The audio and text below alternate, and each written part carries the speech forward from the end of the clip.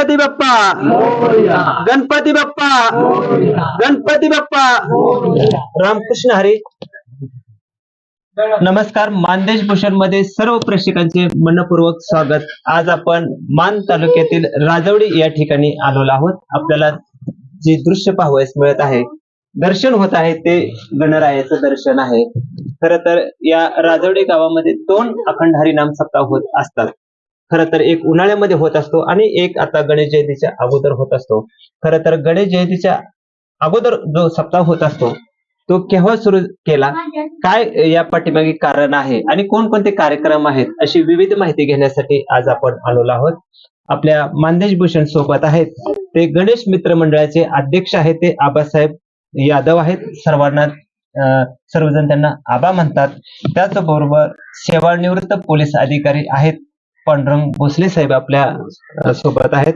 त्याचबरोबर राजवडी ग्रामपंचायतीचे सरपंच आहेत ते विजय सिंह भोसले आहेत.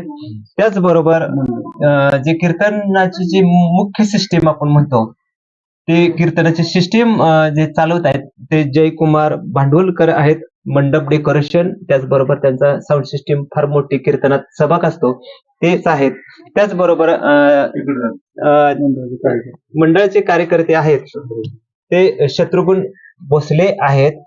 आणि खर तर कीर्तनाची परंपरा फार दिवसापासून ज्यांनी जोपासली आणि अनेक कीर्तन लोकांना ऐकण्यास मिळालेले आहेत. ग्रामीण भागातील खर तर कीर्तनाचा जो हे आहे परंपरा आहे ते जतन करण्याचं काम शामराव भोसले आहेत. खर तर ते ज्येष्ठ कीर्तनकार आहेत. सर्वजण त्यांना तात्या म्हणतात. तात्याचे शेजारी जे आहेत ते विनेकरी आहेत शिवाजी भोसले, त्यांना सर्वजण बापू म्हणतात. आणि ज्यांच्याशी आपण आज सुसंवाद साधणार आहोत या अखंड हरिनाम सप्ताहाचा ते आहेत अशोक भोसले सर आहेत. हे सर्व मानदेश भूषण सोबत आज आहेत. सर नमस्ते. पहिल्यांदा सर तुमच्यासाठी प्रश्न आहे. खरं तर आपण सर्व अखंड पारायण सोहळ्यासाठी जे सर्वजण कार्यरत आहेत त्यांचा परिचय करून घेतलेला आहे. आणि पहिलाच प्रश्न आपल्यासाठी सर आहे की जे आपली गणेश जयंतीच्या अगोदर तुम्ही पारायण सोहळा सुरू करत आहात आणि का ते पाठीमागं कारण आहे आणि किती वर्षापूर्वी तुम्ही ही अखंड हरिनाम सप्ताह सुरू केलेला आहे? नमस्कार. गणपती बाप्पा मोरया. मी अशोक भोसले, मुख्याध्यापक शाळा जाधववाडी सर. मी आपल्याला सांगू इच्छितो की हा जो आपला सप्त्याचा कार्यक्रम आहे गणेश जयंतीनिमित्त, त्याची परंपरा 2010 पासून सर सुरू झाली. आणि त्याचं कारण असं आहे की आम्ही 2002 पासून इथं फार मोठं आमचं गणपतीचं मंडळ होतं. 2002 पासून आम्ही गणपती दरवर्षी गणेश चतुर्थीला गणपती बसवायचो. त्याचं 10 दिवस अतिशय मोठ्या थाटात त्याचं सांस्कृतिक कार्यक्रम असेल, आरती असेल, ते शेवटचा महाप्रसाद असेल, सगळे एकत्र येऊन करायचो. पुन्हा आम्ही असं ठरवलं सगळ्यांनी की आपल्या इथं कायमचेच 10 दिवसांचा गणपती विसर्जन व्हायचा, पण इथं आम्हाला करमायचं नाही सर. त्यामुळे आम्ही काय केलं, आम्ही ठरवलं सगळ्यांनी की आपल्या इथं कायमची गणपतीची मूर्ती असावी.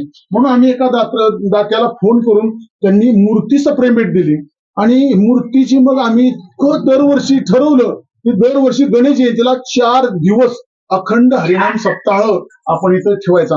आणि या सप्त्याचं सर वैशिष्ट्य असं आहे की ह्या सप्त्याला दरवर्षी आजपर्यंत 16वं वर्ष ह्या वर्षी, या 16 वर्षात दरवर्षी 4 दिवस महिलांचं कीर्तन असतं. त्याचा उद्देश असा आहे की महिलांचं कीर्तन खेड्यातल्या माणसाला ऐकायला सहजासहजी मिळत नाही, पण ह्याचा लाभ आमच्या मंडळानं, आमच्या ग्रामस्थांना आणि जे भक्तिरसात नाव निघालेले लोक आहेत त्यांच्यासाठी आम्ही हा उपलब्ध करून दिलाय. त्यांचं ज्ञान, महिलांचं ज्ञान लोकांना ऐकायला मिळावं, महिलांचं वाक्य विचार ऐकायला मिळावेत.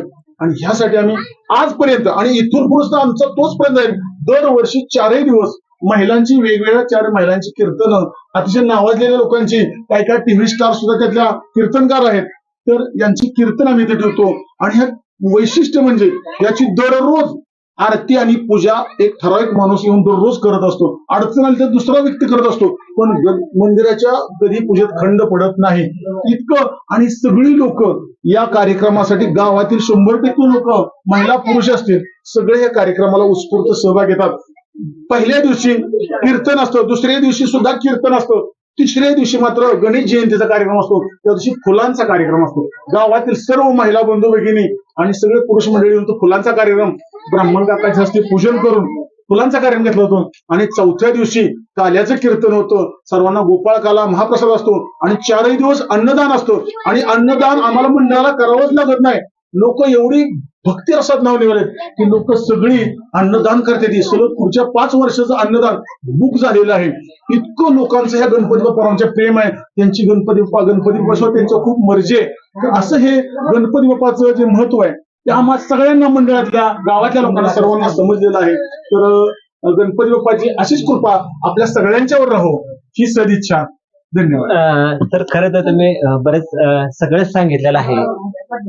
खरं तर आम्हीच प्रश्न विचारणार होतो की महिला तुम्ही अनेक वर्ष जे कीर्तनकार महिला बोलवताय प्रत्येक वर्षी, एकही पुरुष नसतो. त्या प्रश्नाचं पण सर तुम्ही बोलता बोलता म्हणजे उत्तर दिलेलं आहे.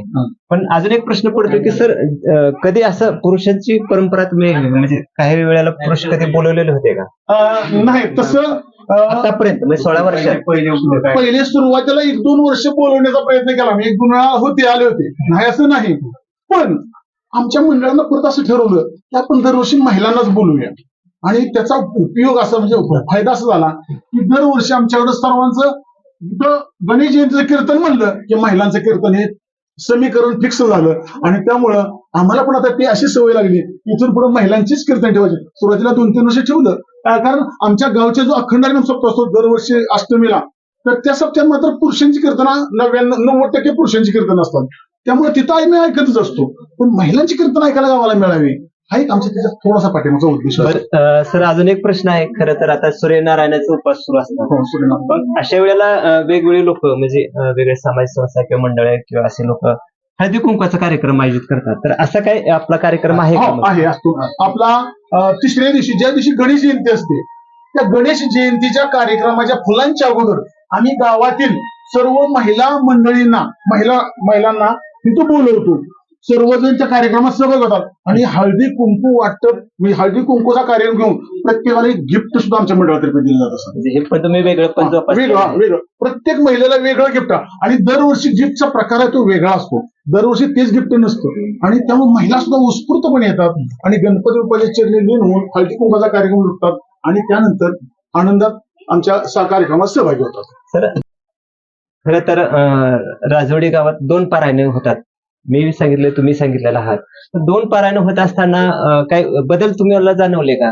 म्हणजे वारकरी संप्रदायात हो परंपरा तुम्ही जोपासत असताना. हे मात्र खरं आहे.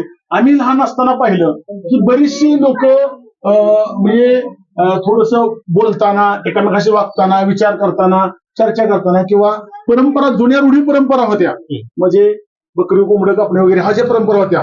पण जसं पारायण चालू झालं आमच्या गावात मंदिरापुढचा अखंड हरिनाम सप्ताह असेल तर त्याच्या थोडा का होईना पण परिणाम असा झाला गावातले 50% लोक 40 ते 50% लोक माळकरी झाले आणि हा संप्रदाय. आणि आता आमच्या इथे कार्यक्रम सुरू झाल्यापासून तर काय प्रश्नच नाही. आमच्या ज्या भागात ह्या भागात परिसरात लोक आहेत म्हणजे आळीचे म्हणतो आम्ही आमचं मंडळ आहे त्या मंडळातले सगळे कार्यकर्ते जो दिवस गणपतीचा जो वार असेल त्या दिवशी कुणीही कशाला हात लावत नाही वंशा वगैरे करत नाहीत. आणि 10 दिवस गणपतीचा उत्सव असतो गणेश चतुर्थीला त्याही दिवसात कुणीही करत नाही हात लावत नाही. आणि जे 4 दिवस असतात त्याही दिवशी मंडळाचे 100% कार्यकर्ते इथे येतात आणि गणपती पूजा सेवेत कार्य असतात. त्या 4ही दिवसात मंडळी सर्व कार्यकर्ते झपाटून काम करतात आणि श्रीच्या चरणी सेवा वाहतात. त्याही दिवसात सर्वजण नियम पाळतात आणि त्याचा परिणाम झाला की अगदी लहान मुलं सुद्धा तुम्ही आता संध्याकाळी पहा अगदी हरिपाठाला अगदी 2 वर्षापासूनचं मुलगा अगदी म्हातारा 60-70 वर्षापर्यंत सगळी मुलं टाळ घेऊन उभे असतात. हे कशाचं प्रतीक आहे तर ह्या वारकरी संप्रदायामुळं मुलांच्या मनात एक वेगळी देवाबद्दलची आवड निर्माण झालेली आहे आणि आवड निर्माण झाल्यामुळं मुलं टाळ गळ्यात घालून ज्याच्या गळ्यात टाळ नाही ते सुद्धा नाचतात. तर 1 तास नॉनस्टॉप मुलं नाचत असतात. अशा हे वारकरी आम्ही लहान असताना आम्ही असं कधी केलं नव्हतं सर. पण ह्या वारकरी संप्रदायाच्या परिणामामुळे ही लहान पिढीना ह्या भक्ती संप्रदायाकडे वळलेली आहे आणि ह्याचं खरंच चांगलं परिणाम झाले. सर अजून एक प्रश्न आहे तुमच्यासाठी. खरं तर अनेक वर्ष झालं इथं तुम्ही 16 वर्ष परंपरा जोपासली त्या पारायणाला खूप वर्ष झाले असतील. पण अजून एक 49 अंदाजात येणाऱ्या 50 वर्ष आहे. पण बऱ्याच वेळेला प्रेक्षकांना प्रश्न पडतो की ह्या गावात कोण कीर्तन प्रवचनकार असे काही निर्माण आहेत का? झाले सर बरं का. नावं काय त्यांची? तर प्रतीक महाराज जगदाळे म्हणून आणि सॉरी प्रतीक महाराज भोसले हे आता एक नावाजलेले कीर्तनकार, अगदी त्यांची प्रत्येक गावात आता बऱ्यापैकी कीर्तन झाले. एक 3 ते 4 वर्षापासून हा मुलगा इतका, आणि आप्पांच्या घरापाशी त्यांचा मुलगा आहे, आणि ह्यांच्या तालमीत तयार झालेला मुलगा इतकं सुंदर कीर्तन करतो की अगदी. आणि महत्वाचा मुद्दा, तिथं थोरात कंपनी, अमोल थोरात असेल, आणखीन अमोलचे वडील असतील, ह्यांनी सगळी इतकी भक्ती प्रदायची परंपरा जोपासली आहे. महादेव भोसले असतील, आमचे शामराव महाराज असतील, विनेकरे असतील, आणि सुभाष महाराज भोसले असतील, ही सगळी जी मंडळी आहेत ना, ह्यांचा सगळ्या आशीर्वादामुळं 3 ते 4 कीर्तनकार, अमोल थोरात आणि प्रतीक महाराज भोसले, हे 2 कीर्तनकार तर अगदी नावाजलेले कीर्तनकार, लहान वयातले, अगदी त्यांचं वय साधारणतः 25 ते 30 वर्षाचे कीर्तनकार असतील, अशी कीर्तनकार तयार झालेले. आणि ह्याचा भक्ती संपदेचा खूप मोठा परिणाम ह्या लहान पिढीवर झालेला आहे. बरं सर, खरं तर आता अजून एक प्रश्न तुमच्यासाठी आहे. खरं तर हे सगळं बघितल्यानंतर 2 पारायण आहेत, हे सगळं करताय, पण अजून काय बदल करा वाटतो, म्हणजे पारायणाच्याच माध्यमातून तरुण पिढीसाठी किंवा शेतकरी वर्ग आहे असं सर्वांसाठी अजून काही विचार येतं का? थोडंसं असं वाटतं की पारायणामध्ये, दोन्ही पारायणात म्हणजे अखंड हरिनाम सप्ताह, त्यामध्ये थोडस मला वाटतं अलीकडची थोडीशी पिढी मोबाईलच्या जास्त आहारी गेलेली आहे, आणि गुटखा वगैरे आहेत त्याच्या पण थोडीशी आहारी गेलेली आहे.